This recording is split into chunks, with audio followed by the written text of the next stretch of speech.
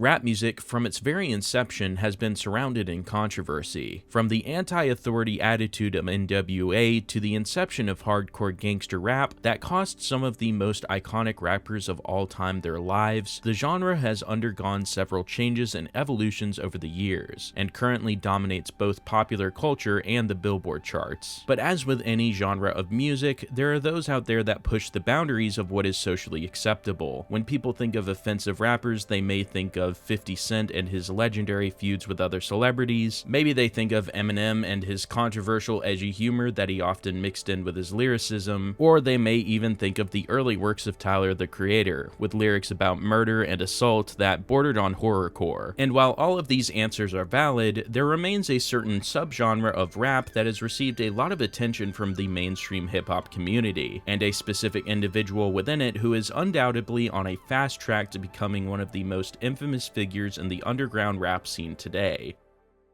Over the past few years, a subgenre of rap has taken over the underground called scam rap, a genre that is defined by punched-in vocals that almost overlap each other, and fast-paced, Detroit-style beats with out-of-pocket lyrics. Scam rap derives its name from the fact that most of the songs within the genre are centered around committing identity theft, stealing credit card information, performing crypto scams, and more. This style was mainly popularized by the rapper TJX6, who began garnering significant traction in 2019. To give you an idea of just how detailed the explanations of scams are within the genre, the song Dark Web talks about using a Tor browser to commit credit card fraud. Casher Kwan, who is a frequent collaborator of his, is also credited with being one of the first to make music in this specific style. Over the past couple years, the rap group known as Shitty Boys has also pushed the genre forward to a more mainstream audience, with the founding member Babytron in particular garnering a large number of listeners that continues to grow to this very day. And while on a surface level you could say that scam rap is conceptually an offensive genre, in comparison with some of the lyrics of more popular rappers who talk about killing people and committing felonies, it's really not that much of a leap. Other than a few incredibly strange and occasionally edgy bars, scam rap in its entirety isn't that out there for the average hip-hop fan. There's just a certain sense of novelty hearing rappers talk about engaging in cybercrimes in extreme detail, especially when you consider the current generation is growing up in a time where this type of criminal behavior is more widespread than ever. Overall, while maybe a bit more out there, it's not a genre that's over the top in terms of how offensive it is. TJX6 and Casher Kwan absolutely towed that line several times, but Babytron and the Shitty Boys rap group, who are probably the most popular within the genre at the moment, don't really engage in a whole lot of that sort of edgelord behavior at this point in their careers. What I'm trying to say is that kind of offensive humor isn't really central to their identities as rap artists, and they carry themselves more seriously than their contemporaries, which is probably why they've been able to garner the most success within the community, even if in the beginning they had a few admittedly insane bars of their own. However, there is one exception to this, an individual who engages in some of the most insanely offensive lyricism that you've probably ever heard, and his name is Punchmade Dev. He's a rapper from Lexington, Kentucky that has made waves within the scam rap community for a multitude of reasons which I'll get into soon. But for now, let's take a look at why his music is so controversial. In the most popular song made under the Punchmade Dev name, called Punch Anthem, he makes fun of the victims of the Buffalo mass shooting, and then states that anybody who dies in a school shooting is a bot. In the same song, he talks about flooding the streets with pills laced with fentanyl that killed multiple people, and that he didn't regret doing so. This would be further expanded upon in his song Heather, in which he talked about intentionally lacing his pills to be deadly. In another, he gives the listener a step-by-step guide on how to write a dump, with the music video for it reaching over 1 million views on YouTube. In what is possibly the most offensive song out of all his discography, he again fantasizes about killing multiple addicts with lethal doses of drugs, and states that Rosa Parks was was a ham because he himself preferred to sit in the back of the bus anyways, and once again mocks the victims of school shootings by saying anyone who died in Columbine is a clown, with all of this being acted out in the recently released music video for the song. Even more recently, he released a music video for his song Special Needs Kid and does a skit where he pushes someone playing an autistic person out of a wheelchair, and these lyrics are just from his most popular work.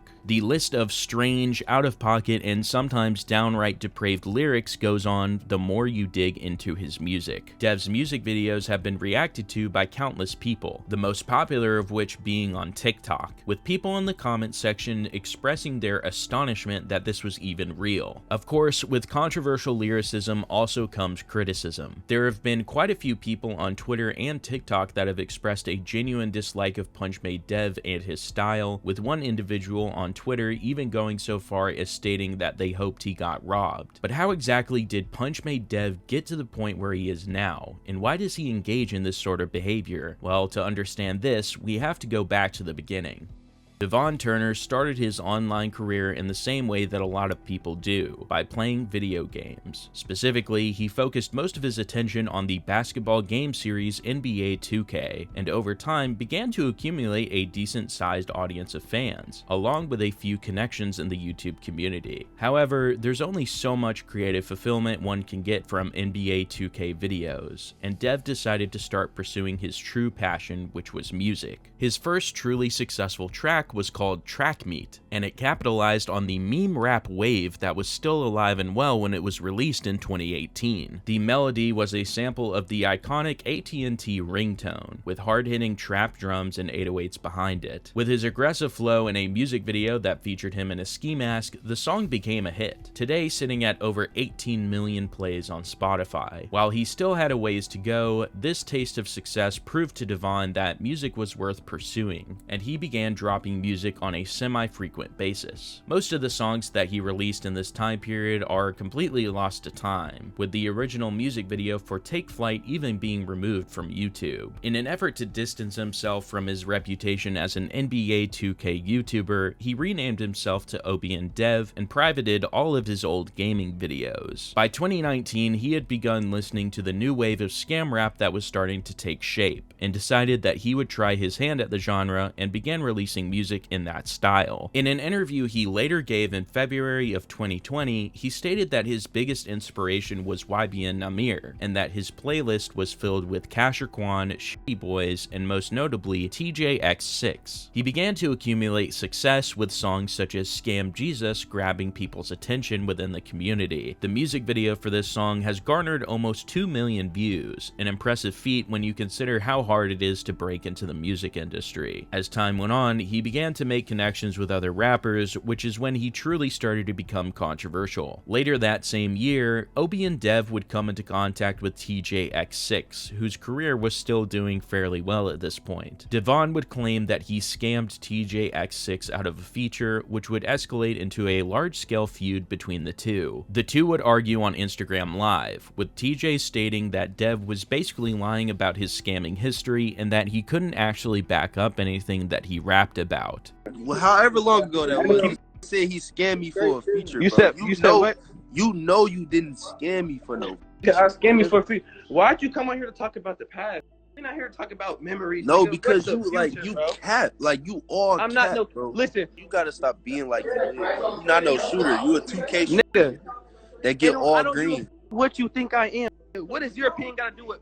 Your opinion doesn't affect. No, it's not nothing, an nigga. opinion. It's like a fact. You feel me? Wait, so you talking about these hitmans in your song? You really got them? Because I'm still alive. Oh, that's the past, bro. They also went back and forth about payment, with TJ himself claiming he was paid $15,000 in the past by Dev's manager to feature on a song. He sent me just put it on his kids that I paid for a feature, bro.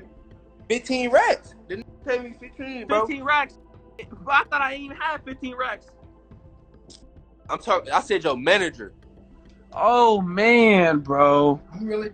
just lied to his kids. That is fucked up. Soon after this exchange, TJ would ask for Dev's address so that he could meet him in person. Dev then posted an Instagram story with his address in full view, but when TJ arrived, he never actually got out of his car, instead immediately driving away after spotting Devon and his associates. Dev then chased after him on the highway in his own vehicle, effectively chasing TJ X6 out of his hometown of Lexington, Kentucky. Devon then dropped a diss track titled Scam Jesus 2, in which he mocked TJ for scamming his fans and the entire ordeal as a whole, along with providing a step-by-step instruction on how to abuse the unemployment system for financial gain. TJ's own career has been on a serious decline since this entire beef due to somewhat unrelated accusations of him scamming his own fans, as well as several other controversies that I'm not going to get into here, but suffice to say the drama between him and Obi and Dev severely hurt his reputation. While he did definitely have fans defending him, he had made a career off of scam rap and was now completely outdone by an up-and-coming artist that had completely one-upped him. Around the same time, Obi and Dev also got into drama with a friend of TJ's named XOXO Grim, who mocked the rapper and reinforced TJ's claims that he could never actually back up what he rapped about. In response, the Kentucky rapper doxed his address, and soon after, Grim's mother had her credit card info leaked, along with a plethora of other extremely personal information. In order to stop the harassment, Grim sent Obi and Dev $500, after which the drama subsided. After this, Obi and Dev released a music video for a song he did in collaboration with the Shitty Boys rap group in 2021, but this would be the final upload to this channel. He created a new YouTube page called Punchmade Dev and updated the rest of his social media to reflect the name change, and the rest is history. There's obviously a lot of online speculation regarding how serious he is about the stuff he raps about, but in the past year has openly stated that most of his rapping doesn't actually reflect reality and that he's just a law-abiding citizen from the suburbs, which to a certain extent is believable. The main reason for this is that as much as rappers talk about killing people, the vast majority of the time they aren't actually engaging in that type of behavior. Even rappers that have admitted to doing some serious crimes before they got famous usually have the common sense to stop pursuing those things after getting popular due to the added scrutiny. There are obviously exceptions to this, but what I'm trying to get at here is that someone like Eminem is able to rap about murdering people because he's never actually murdered anyone. It can be assumed that Punchmade Dev is in a similar situation. You can definitely be aware of how scams work without actually participating in them, and my guess is that he's definitely participated in those activities on some level in the past, but no longer does to prevent himself from being raided by the FBI or some other law enforcement agency. At the end of the day, no matter how good your OPSEC is, the FBI will find you if you slip up even once. Even if you think you haven't left a trail, you probably have, and they will stop at nothing to catch you if you cross their path. And it is genuinely a terrible idea to engage in these types of cybercrimes, as the punishment for them becomes more and more severe by the day. Other scam rappers, such as Self-Made Cash, have been caught and indicted because they were literally doing what they were rapping about in their songs. So it's safe to say that the feds are paying very close attention to the scam rap community. The idea that Punchmade Dev could be simultaneously pulling off these complex scams that violate federal law while rapping about them to hundreds of thousands of people is borderline ridiculous. There are, however, several indicators that something shady might be happening behind the scenes. He has a Telegram chat with over 150,000 people in it, and a Reddit post on the r/scam subreddit from about 9 months ago claims he's claiming to sell you cards you can link to Cash App and could cash out. An Instagram video uploaded to YouTube around the same time also shares this sentiment, claiming that he is supposedly scamming people by teaching them what he calls the Cash App method for $200.